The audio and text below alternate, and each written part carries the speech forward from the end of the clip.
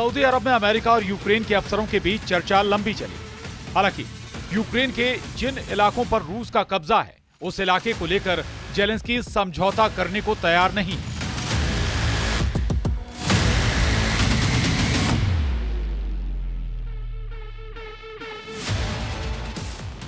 रूस का भी यूक्रेन के 4 बड़े इलाकों पर कब्जा है। इनमें डोनेस्क है, लुहांस्क है, जपोरिजिया और खेरसोन तक का इलाका है। यानी पूरे पूर्वी यूक्रेन पर इस वक्त पुतिन की आर्मी का कंट्रोल है।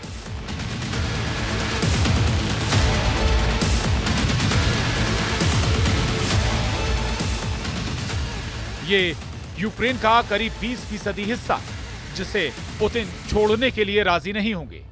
रूस ने 3 साल के युद्ध में यूक्रेन में जिन जिन इलाकों में कब्जा किया है, उसे लेकर दोनों तरफ हजारों नहीं लाखों सैनिकों की मौत हुई है। ये दावा तो खुद यूक्रेन की तरफ से भी किया जाता है।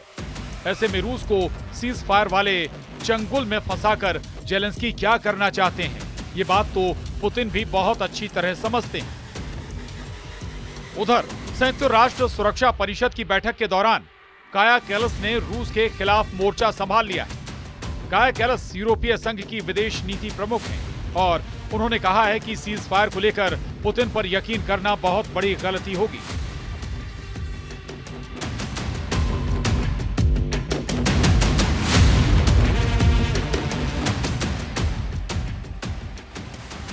यूरोप अपनी जिद पर टिका हुआ है।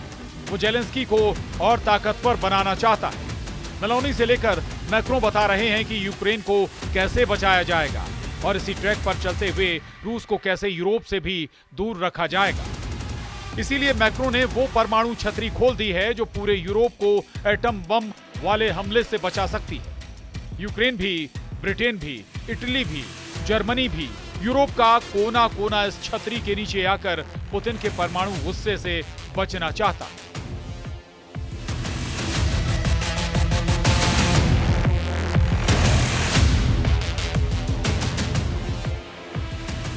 परमाणु छतरी यानी रूस की मिसाइलों के खिलाफ काउंटर अटैक की गारंटी जो अमेरिका के बाद फ्रांस और ब्रिटेन ही दे सकते हैं, क्योंकि यूरोप में इन्हीं दोनों के पास परमाणु हथियार है।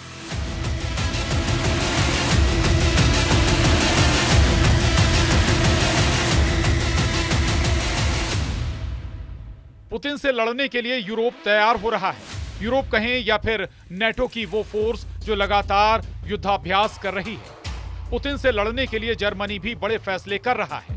पोलैंड की तरह जर्मनी में भी आम आदमी को मिलिट्री ट्रेनिंग दी जा रही है। अभी जर्मनी के पास 1,80,000 सैनिक हैं और 2031 तक वो तादाद 2 लाख से ज्यादा करना चाहता है। जबकि रिजर्व सैनिकों की तादाद भी 60,000 से बढ़ाकर करीब 2 लाख करने की तैयारी है। देखा जाए तो अभी तक अमेरिका की मदद ही है।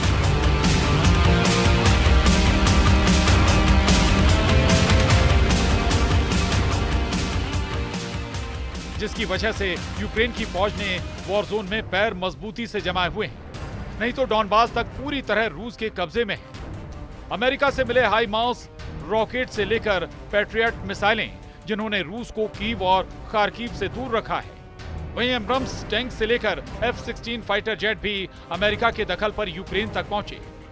हालांकि पुतिन ने इन सभी हथियारों को नाक रगड़ने पर मजबूर कर दिया है।